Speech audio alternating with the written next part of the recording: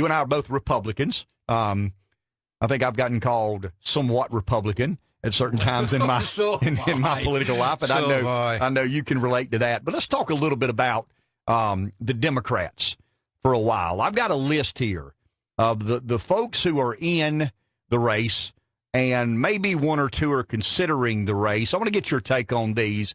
Bernie Sanders, 79-year-old senator from Vermont, is in. He's an independent, which is a bit different. Jay Inslee is in the race. He's a 70-year-old governor or former governor of Washington State. Incumbent governor. Correct. He's a former U.S. House member. Amy Klobuchar is a senator Klobuchar is a senator from Minnesota. You're right, 60 years old. Cory Booker of New Jersey. John Hickenlooper. Former governor of Colorado. Correct. Kamala Harris, California. Kirsten Gillibrand of New York. Beto O'Rourke, the most recent addition of Texas. And Elizabeth Warren of Massachusetts, but of Indian descent. I mean, she was on the Trail of Tears in Oklahoma, so Pocahontas of Massachusetts. So let's go through the... Well, there's a couple of minor candidates that are in that, you've not mentioned. Pete Buttigieg. Buttigieg. He's the mayor of South Bend, Indiana. And an interesting political figure. Interesting. He would be the only entrant. He's gay, and he might have that rung to himself. A very attractive guy, and he's one of the more moderate candidates. Seems to be an honest centrist. I mean, he really seems to govern it. But mayorships normally force a level of pragmatism in running a city. But I want to go to let's go to tier one. Would you agree with me when I say Bernie, Cory, Kamala, Beto, Warren would be tier one candidates? Yeah. Of who's in now, not talking about Joe Biden. Correct. We're going to get him in a second. But I think, Bernie Sanders is the candidate with respect to his ability to raise money, his depth of support that's still out there from 2016. He's the most liberal. I wouldn't even say liberal. I mean, he's running almost as a democratic socialist. And but his people are very loyal to him. And as I say, we talked about a little bit last week. There's a lot of state Democratic parties that have not yet decided whether to hold caucuses or primaries. And the more states that hold caucuses, the tougher Bernie's going to be. Plus, he can compete against the rest of them almost everywhere. And that's a strong suit of his. That's a strong suit of his. I mean, he's going to be strong in New England. He's about the only candidate in the field who can go into California and run against Kamala Harris and make some points there. There's just a lot of places. How well he does here in South Carolina is a question, but he's trying to run a different kind of campaign here than he ran against Mrs. Clinton. He's hired a lot of black Democratic operatives here, which he didn't have 2 years ago. And that's where I was headed a second. I mean, before we leave Bernie, here are the 2020 Democratic primaries with likely majority non-white voters. Mississippi, South Carolina, Georgia, Alabama, Maryland, Louisiana, Florida, Texas. All of those states have majority non-white primary voters. How does Bernie relate to the African-American voter, the African-American Democrat primary voter, in a race that also includes Kamala Harris and Cory Booker? Is that the $1 million question? But is that the $1 million question? Yes. But, if Biden comes in, Biden's going to be a lot tougher with black voters than people think, stronger. We had a poll here just a couple of weeks ago of prospective prospective voters in a Democratic presidential preference primary here. And Biden led the field overall, but the surprise was, in a way, he had far more black support than did two black candidates who are running hard here Kamala Harris and Cory Booker. Okay, of the African-American candidates, Kamala Harris and Cory Booker, it appears to me, just me from a distance, that Harris appears to be the better candidate, the more engaged candidate, the more organized candidate. Since her announcement until today, she's improved her position as much as anybody in that field. Absolutely. And one of the big things she's got on her side is that California has changed the nature of its presidential preference primary. First of all, it's no longer a winner-take-all state. You know, you've got the vote will be by congressional district, and there's practically not a congressional district in California where she wouldn't be in the lead. I mean, you know, I think isn't she a former state attorney general from California? So she's been elected out there before she got a senator, so she's been around a while. And 46 of the 53 congressional districts are Democrat, and you think she wins all of those districts? Well, I think she is the lead horse. Bernie would be the only one, in my estimation, that could really challenge her and get some delegates behind her, you know, in California. But the big thing is that California has moved, you know, they historically have always had their presidential preference primaries on both sides in early June. They've moved it up to March the 3rd.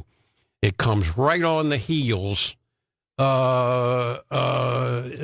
know, of your first early 4 state events. And, you know, that would be a big chunk of delegates that she could get early in the season, fairly early in the season. And, you know, she's going to do well in these southern state primaries.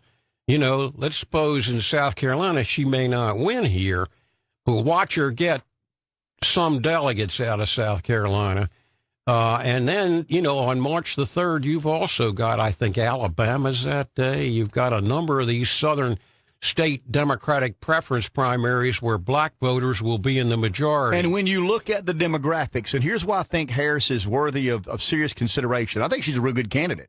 I think she's an inspiring candidate. I think she's a very talented political candidate.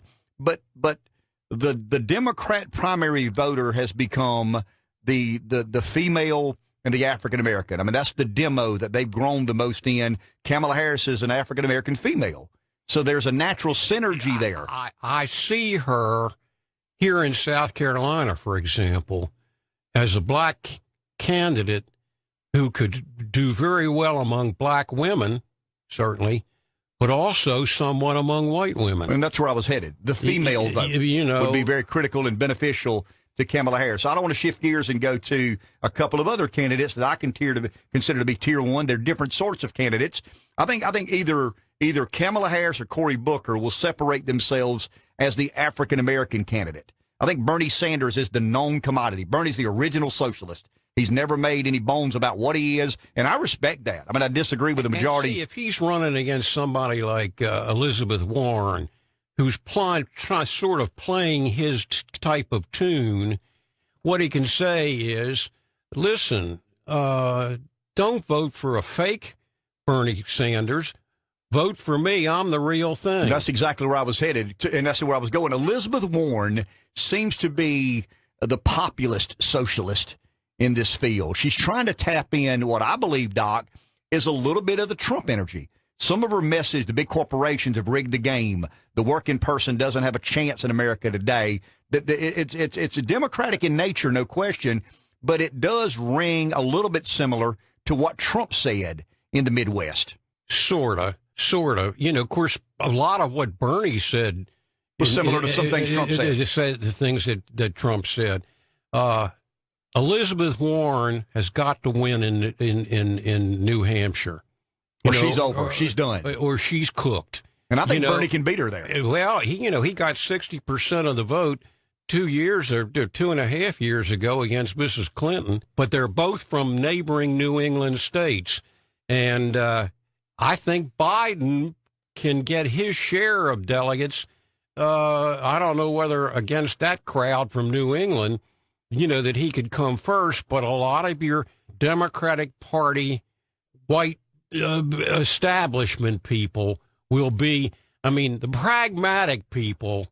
And, you know, of course, it's a question how many pragmatists you've got on the Democratic side. I mean, Beto O'Rourke, to me, is the most interesting figure in this race. And I don't know the lane he'll travel. It's obvious to me. I told Reb yesterday, I do believe he's a political star. I think he's got some star quality and some charisma about him in a different way than Trump. But there's a celebritydom that kind of follows along with Beto. But I want to say this and get your take on this. I think for Beto O'Rourke to be successful in this primary, it's obvious he's trying to be the woke intellectual liberal. But he's got to be inspiring. And your message can't be, and I listened to his speech yesterday, all 8 minutes of it, and it was basically, we're all going to die. You know, this climate change. I mean, we're the last generation. We've got to do something. And I believe a candidate who has the values that who has the talents that he has, needs to be inspirational and not the guy telling you, if you don't elect me, you know, the world will cease to exist in 5 or 10 years. Well, you know, the big question about Beto is, you know, is he just all charisma and very little in terms of substance? But wasn't that the question on Obama? Wasn't that the fair criticism leveled against Barack Obama? Yeah, you know, sort of. Although, you know, Obama had a little more of an intellectual ingredient. You know, Beto, it's hard to know. Now, you know, his game plan, you know, he better camp out in Iowa. In other words, we know he can raise small money. That's certainly what he did in the Texas Senate race. Gobs of it from all across the country. But he's got to do that. He's got to continue that. And he seems to be talking in his first day in Iowa about the importance of rural areas and revitalizing them. And, you know, of course, you know, that's a good thing to talk about in Iowa. How much he knows about things like farming and agriculture, you know, which is an important factor in campaigning. We've yet to see what kind of organization he can put together in Iowa, a caucus state, the first event, where Bernie, he got beat by Mrs. Clinton in Iowa, but not by much. But you would agree, and we got to take a break, you would agree Beto O'Rourke is the rock star of this field. Oh, yeah, he's a very charismatic fellow. If something would happen and he'd wind up winning the Democratic presidential nomination, I've kind of thought back, when was the last time you saw a fellow lose a race for the United States Senate in a state? And he came close. He got down to, 2.6% of the vote against Ted Cruz. And then went on a couple of years later to win his party's presidential nomination and go on to be elected president, for instance. The only person I can think of is Abraham Lincoln. Wow. You know, to come, I mean, what kind of record has Beto got? None. In other words, you know, now, one of the things that will, you know, he's one of these fellas, if you see him and you listen to him, you're going to like him. And he is, you know, he proved that in the Texas Senate race. He's a great on-the-ground campaigner. He's a great campaigner. He's a political athlete. I keep telling Rev that. Rev takes exception with it. But there's some guys who are just great on the hustings. And he's one of those people who can be inspirational. I don't agree with his policies, nor his stances, nor his positions, but I've observed him, and I was on the campaign trail. I think I understand what it takes to be pretty good at that. He's good at it. And a lot of Democrats, you know, these polls keep showing, what do they want in their presidential nominee in 2020? They want somebody who is kind of new, somebody fresh, somebody a little different. And, you know, he's just the kind of candidate that a lot of Democrats, I mean, the Democratic Party, you know, in his presidential races has always gotten, you know, that's where sometimes somebody who isn't a top tier can break through. You know, there's the old expression, you know, when it comes to the nominating race, the Democrats fall in love. Republicans tend to fall in line. Except when Trump came along. That was the game changer. That was the game changer. Take a break. Back in a minute. Palmetto Commercial Real Estate, our sponsor. Good morning, PD, Live 95.